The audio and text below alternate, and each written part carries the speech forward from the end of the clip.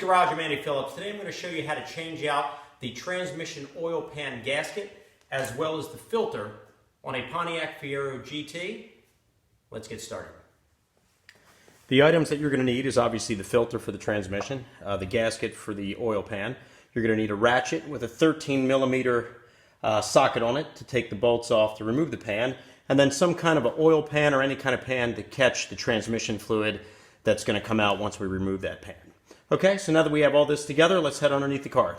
All right, coming in from the back of the car, I have some cardboard down here in place as well as some plastic in case there's anything that spills.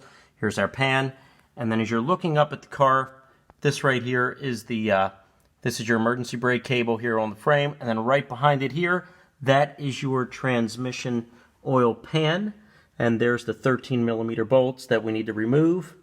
So let's get started. There's a total of 16 of these bolts going along the edge here of the pan that'll need to be removed. There they go all around, and what we're going to do is we're going to remove the pan on an angle so that way it will drip towards that one side and not just come falling out.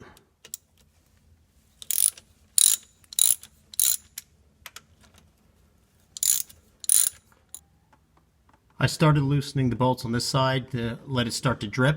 Basically, the transmission oil pan on the Fiero, you have this piece here, which is on the driver's side, right here, where it's longer, and then it kind of comes in narrow, and then headed towards the passenger side, it comes to a point. So I'm going to loosen the bolts on this side and do across the driver's side last, so that way the pan will then kind of start to lean down towards this point as it's starting to do, and it'll start dripping through since it doesn't have an actual drain plug.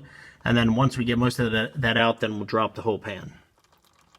I went ahead and removed 11 of the bolts and loosened the remaining ones, so that way the weight of the fluid then can now pull down on this side here. As you can see, it's draining pretty good. It's going right down here into the bucket.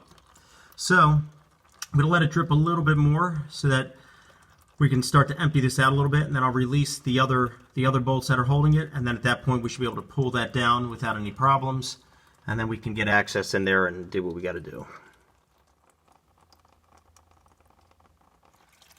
We're down to only 2 bolts left holding it on, and you can see it's really starting to pour out here along the near the oil pan, and obviously we have this set up as well, so it's going straight in there. And you can see the remaining bolts. There's one there and one on this corner. Those are the ones that I left in place. I loosened them a little bit to give some slack, so there it goes now, and you can see it's coming down pretty good, and we're almost ready to drop this thing. Let a little more of the fluid come out, and then we're pulling this sucker down. I'm going to release these 2 last bolts so we can let it drip out the remaining of it and be done with this thing. Need to make sure we have the oil pan in place. Okay. Alright, still dripping. I'm going to hold this up with one hand as we release these 2.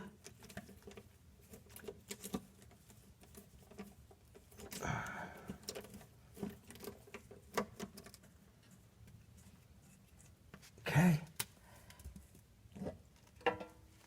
There we go. And dump the rest of it out.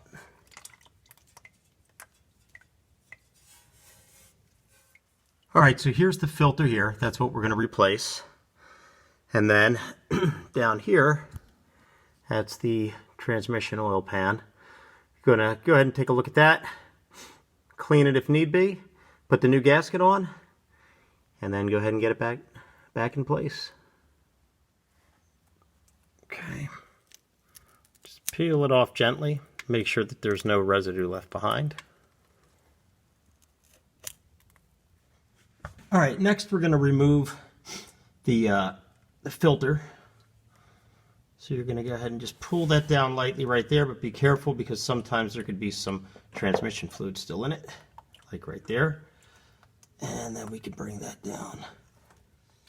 I went ahead and I cleaned out the inside of the transmission oil pan. Just cleaning the bolts too. Using just a little bit of carburetor cleaner. Just spraying them off a little bit. Just get off any any grease or any kind of junk that's going to take up over the years. It's actually clean off really nice. Also making sure that this is all clean to receive the new gasket. I'm going to go ahead now and just rinse them off, and then I will start putting things back on. Okay, I went ahead and laid out the new gasket onto the pan here, and because of it being rubber and not the cork that some of them are, this one's actually fitting really good, but I think I'm still going to take a little bit of this black silicone adhesive and just put a little bit along the edges here just to kind of hold things in place so it doesn't kind of bend back on itself as I'm trying to screw it into place. So we'll just put a little dab here, just kind of in between, just really just to create a little bit of a bond. All right, so with the adhesive in place, you can see the gasket now is setting really good. It's holding it very nice and stable. So that way when we bolt it in, everything will go in nice and tight. So that looks good. Looks very, very good. Putting the new filter in is fairly easy. You're just going to take this input here and just insert it right in there as far as it'll go. Now there is a little bit of a little angled piece here that you want to make sure that the filter lays on top of like that. So we'll set that there, put this in place, and you want to push that as far in as that'll go. Filter's in place, but you want to make sure, if you can see right here, there's got like a little rubber lip that goes in there, and then this tube inserts in there. You want to make sure that that's a tight fit. If you tap on it, there shouldn't be any slack. It should be nice and snug in there. And then you have right here this lip. This thing is nice and solid in place. So now it's good to go. We can put the actual pan over it. Okay, so we have the oil pan ready to go up. We're going to put it into place. Be careful with the actual filter as you're coming up. And we're just going to put it in place, line up the holes, and we're going to put in some of the bolts, but we'll put them in by hand, and then we'll come back later and we will tighten them with the ratchet. All the bolts have been put in and hand tightened. Now I'm going to take the ratchet and go ahead and tighten everything up.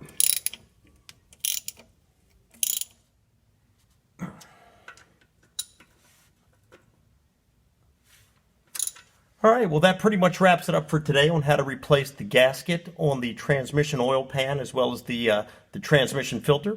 I hope this video helped you out. Please send any questions, any comments. I would love to hear from you.